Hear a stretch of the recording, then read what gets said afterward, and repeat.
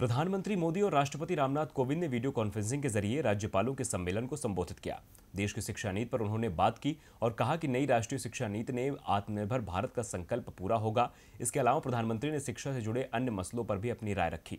ये रिपोर्ट देखिए। नई राष्ट्रीय शिक्षा नीति 2020 को लेकर आयोजित सम्मेलन को संबोधित करते हुए पीएम मोदी ने देश की शिक्षा नीति को बेहतर बनाने की बात की। उन्होंने कहा कि नई राष्ट्रीय शिक्षा नीति से आत्मनिर्भर भारत का संकल्प पूरा होगा। उन्होंने आगे कहा कि शिक्षा नीति देश की आकांक्षाओं को पूरा करने का बहुत महत्वपूर्ण माध्यम होती है। इससे सभी जुड़े होते हैं। शिक्षा नीति में सरकार का दखल और प्रभाव कम से कम होना चाहिए।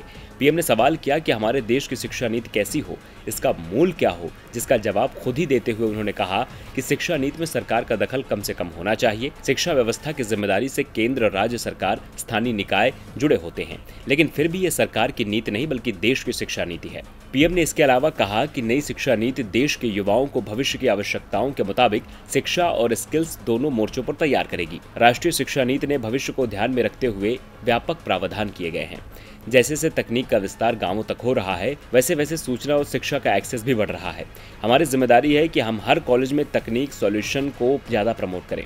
इस सम्मेलन को देश के राष्ट्रपति रामनाथ कोविंद ने भी संबोधित किया। उन्होंने कहा कि शिक्षा के माध्यम से हमें ऐसे विद्यार्थियों को गढ़ना है जो राष्ट्र गौरव के साथ साथ विश्व कल्याण की भावना से ओतप्रोत हों और सही अर्थों में ग्लोबल सिटीजन बन सके।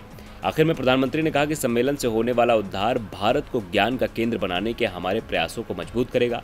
अब देखना होगा कि सरकार की नीति आखिर देश के छात्रों के लिए कितनी लाभदायक साबित होती है। डीपी लाइव की रिपोर्ट।